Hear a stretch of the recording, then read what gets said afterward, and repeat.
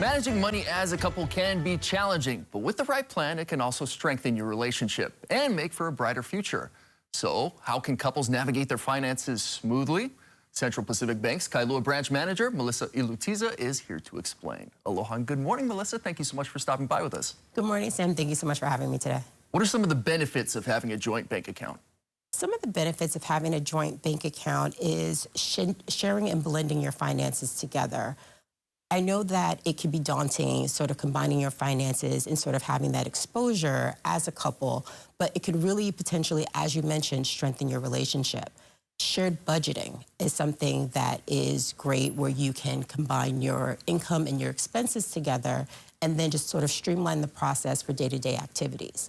In addition to that, shared goals. If you are saving up for a dream vacation, for a down payment, or for retirement, that can also go a long way to help couples manage their money. Essentially,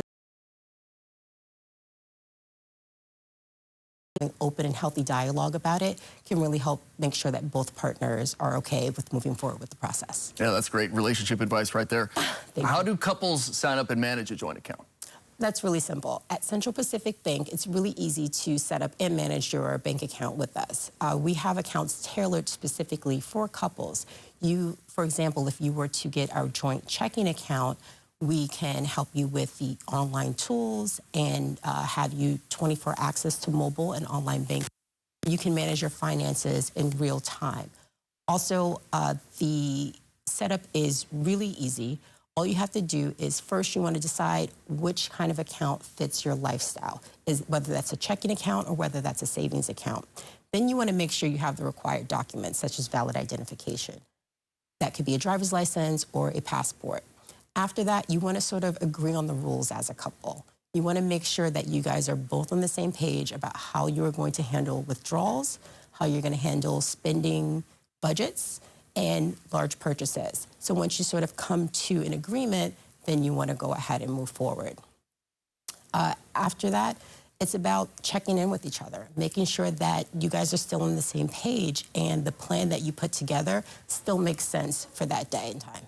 Yeah, making those rules, I think, is something that a lot of couples might not think about before they go and make that joint account. That's great advice right there. How much should couples be saving for emergencies and retirement? That's also a big one. Absolutely. I think the general rule of thumb, you want to try to save maybe for about 3 to 6 months worth of life expenses. Life happens quickly. You never know what can happen, and you just want to be prepared as much as possible. Planning is key. So having about 3 to 6 months worth of living expenses is a great way to start. If that sounds like too much and sounds daunting, what you could do is start off small. Have your checking account set up to send automatic payments to your savings account, and that'll sort of help with that trajectory towards going and saving for the future and planning. As far as retirement is concerned, the earlier, the better. The longer you have your investments, the longer they have a chance to mature and to grow.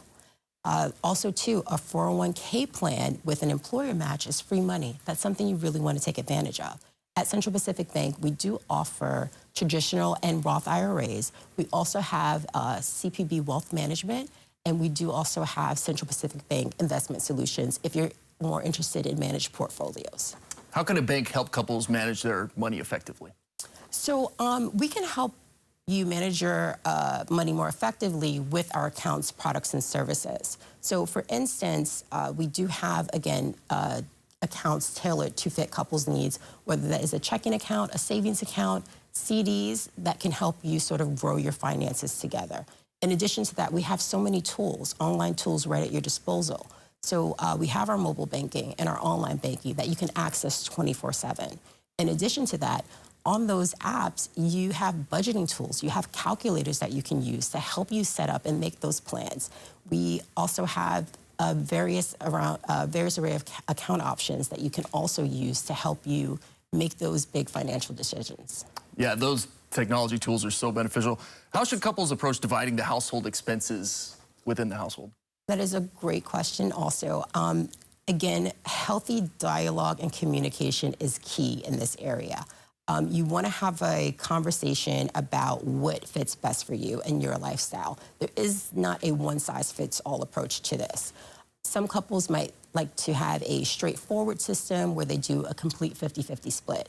While others, on the other hand, might want to do it based on income. So the higher earner might take on the larger percentage of the expenses, while the individual who earns maybe a little less might take on a little lesser of the expenses.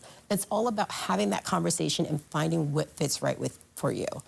So that's where you should start. Yeah, we talked off air a little bit about, divorce can be caused by financial Yes. difficulties. And so Yes. a lot of these tips are so important. Melissa, thank you so much for joining us and sharing these tips.